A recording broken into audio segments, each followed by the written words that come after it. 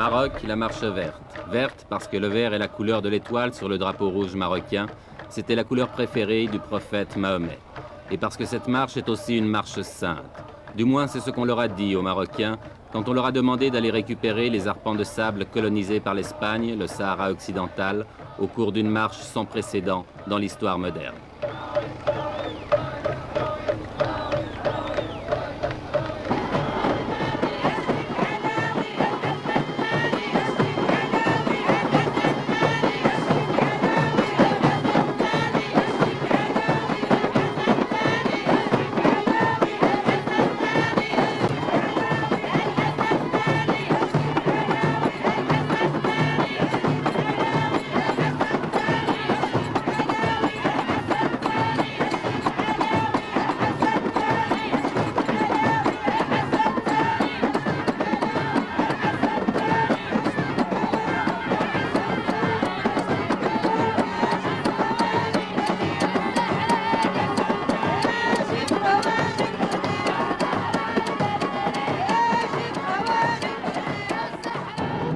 Un homme a eu l'idée de cette marche, à moins que quelqu'un la lui ait suggérée, une idée politiquement géniale, même si on peut la critiquer, et cet homme, le voici, il a 46 ans, c'est le roi du Maroc, Hassan II.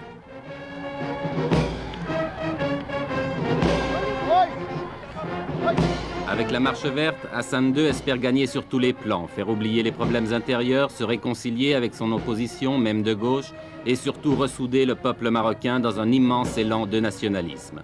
On dit qu'il joue sa couronne dans cette opération et c'est vrai qu'elle n'est pas sans risque. La tension dans cette région du Maghreb est montée dangereusement et justement, le secrétaire général des Nations Unies, M. Kurt Waldheim, était venu ce jour-là pour en discuter avec le roi.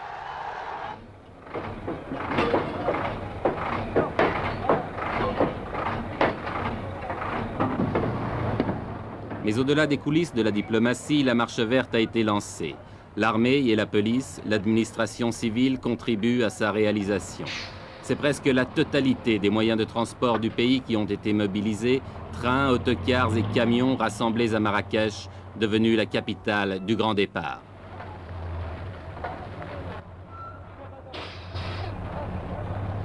Pourtant, on ne peut s'empêcher de penser que c'est aussi la marche des gueux. La marche des paysans pauvres et illettrés, des chômeurs, des petites gens, de toute cette masse humaine qui obéit docilement à tous les mots d'ordre qui viennent d'en haut.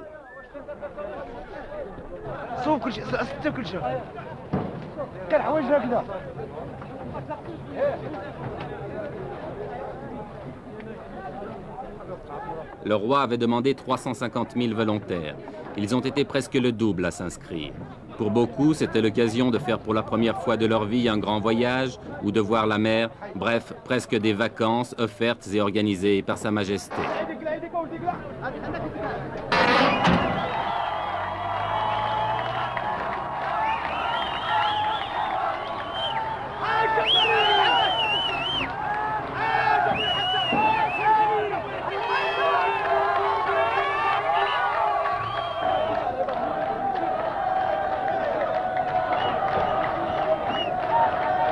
À Marrakech, depuis 15 jours, chaque départ de convoi donne lieu à des scènes de ce genre, et il en part plusieurs chaque jour.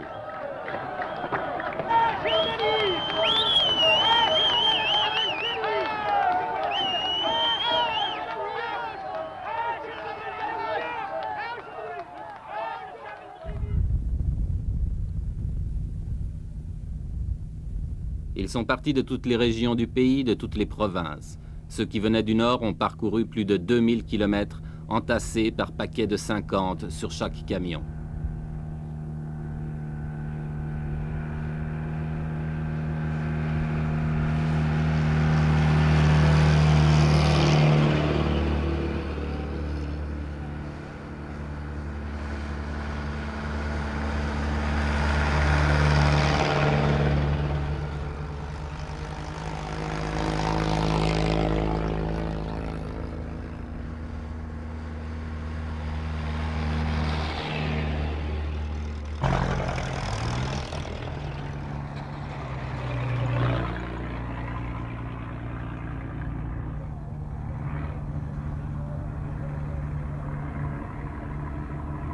1000, 1500, 2000 kilomètres de soleil et de poussière, de chaleur et de soif, de fatigue. Mais tout a été prévu, sans doute depuis plusieurs mois, malgré le caractère spontané que le Maroc a voulu donner à cette manifestation. Ambulance, ravitaillement, essence, eau. En principe, les participants à la marche ne manqueront de rien. Une question, mais qui restera peut-être toujours sans réponse, quel sera le coût définitif de cette épopée? Avant le désert, un camp de transit a été installé à Agadir qui peut accueillir 30 000 personnes.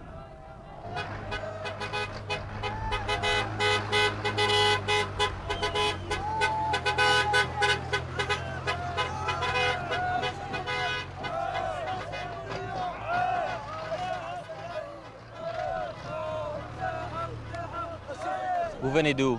De la province de Taza. C'est à combien de kilomètres d'ici? D'ici à peu près dans les 700 km. 700 à 800. Il y a combien de personnes qui sont venues de cette province? 10 000 personnes. 10 000. 10 000 personnes.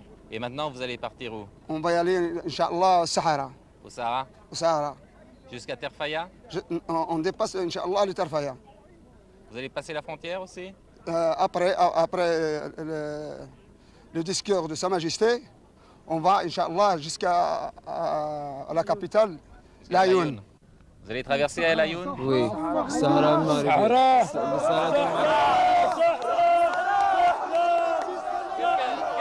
Qu'est-ce que ça signifie? Qu'est-ce que ça signifie le Sahara pour vous? C'est notre terre et notre pays. Nous traversons non pas l'Ayoun seulement, mais toutes les villes et tous les villages occupés par les Espagnols.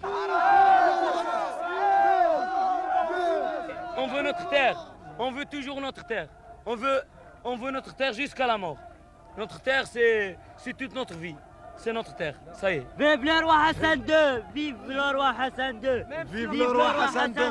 Vive le roi Hassan II! Vive le roi! Vive le roi Hassan II! Vive le roi Hassan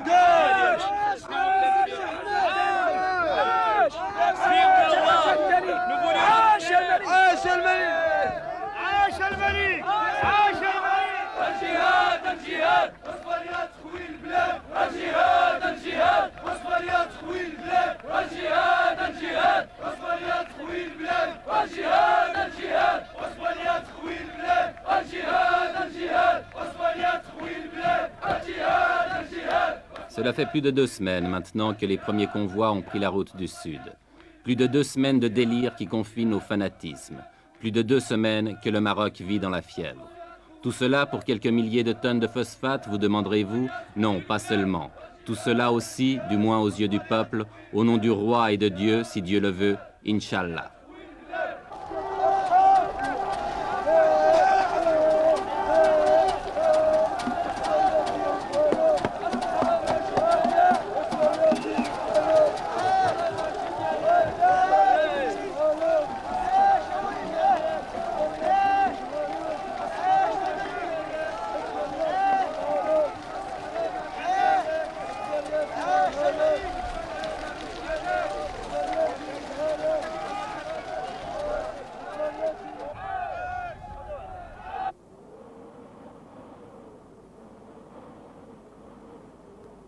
« 350 000 personnes lancées dans le désert, affrontant les vents de sable, reconnaissons que cela ne s'était jamais vu. En deçà des considérations politiques qu'elle peut inspirer, la Marche verte offre le spectacle hallucinant d'une nation jetée dans l'aventure. Folie ou coup de bluff, impérialisme ou nationalisme, je l'ignore. Mais regardez ces images.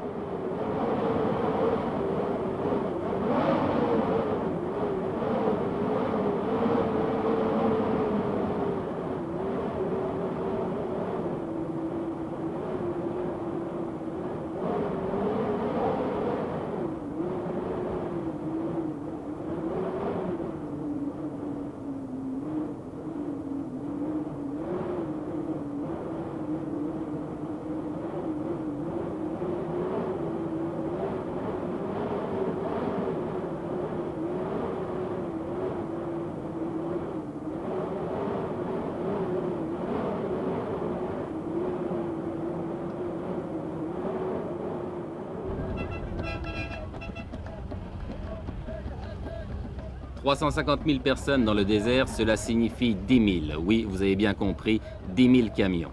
En une journée, ce sont 5 convois comme celui-ci que nous avons rencontré sur la route. Par mesure de sécurité et pour éviter un trop grand désordre, tous les arrêts s'effectuent en dehors des localités.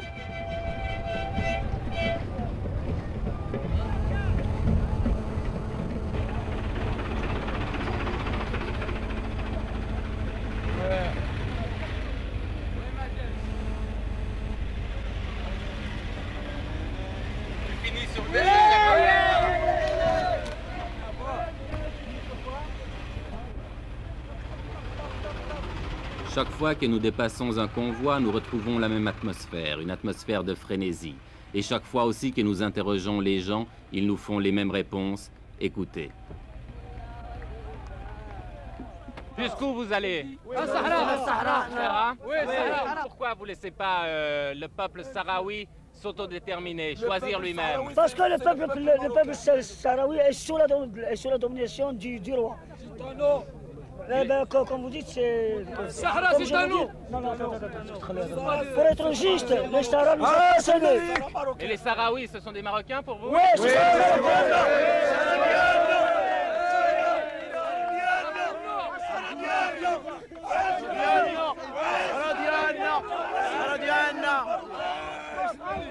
حسن هو حسن ده الله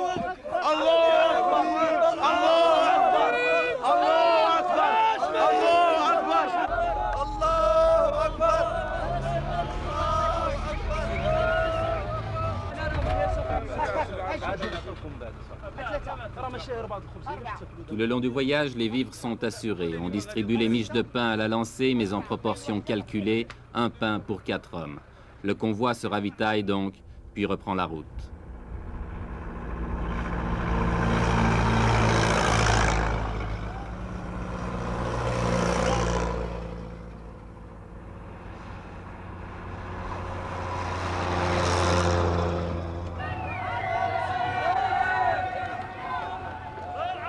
Oui, tout le Maroc vit à l'heure de la marche verte. Oui, c'est devenu une épopée nationale. Chaque traversée de ville en témoigne.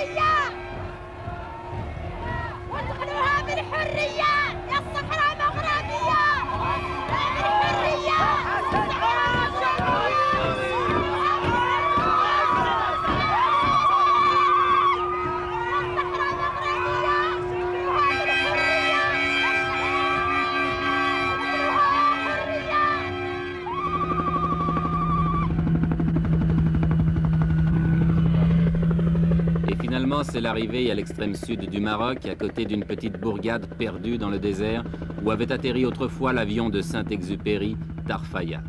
Tarfaya qui est maintenant devenu un gigantesque camp, dernière étape de la marche verte avant la traversée de la frontière qui délimite le Sahara espagnol.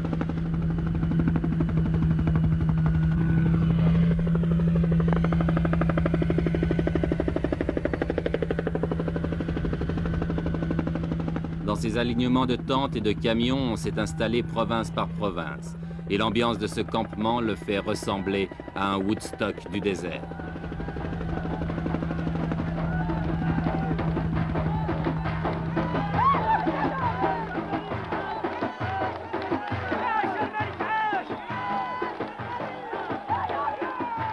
Car c'est tous les jours la fête, organisée ou pas.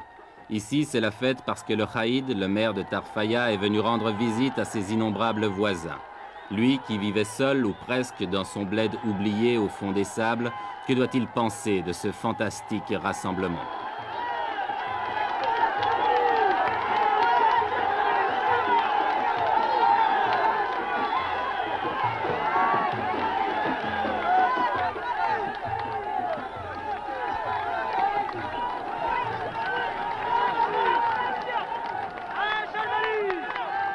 Avec une prodigieuse capacité d'adaptation, la foule s'est installée rapidement. On a nettoyé le sol des cailloux pour en faire des clôtures, on a dressé des tentes de fortune, et il ne reste plus qu'à tuer le temps en attendant l'ordre du roi pour se remettre en marche vers les terres spoliées.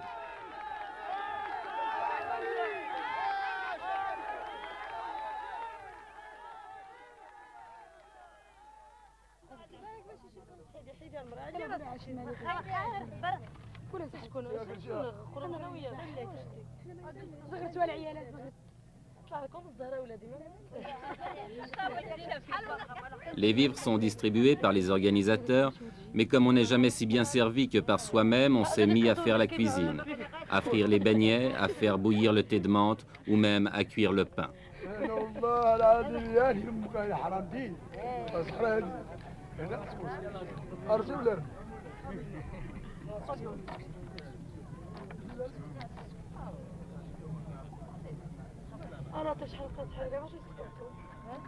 Ici et là, les 1001 petites occupations de la vie quotidienne.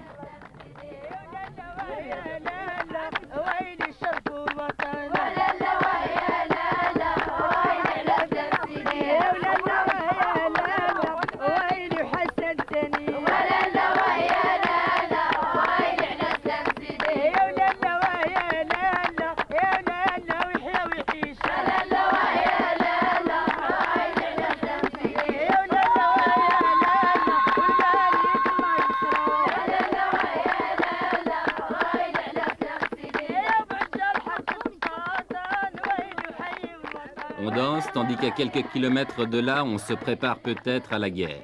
L'Espagne, depuis le week-end dernier, a tout à coup durci sa position et ne semble plus du tout disposée à laisser pénétrer la marche verte sur son territoire. Que va-t-il se passer? Mais qui se pose ici ce genre de questions?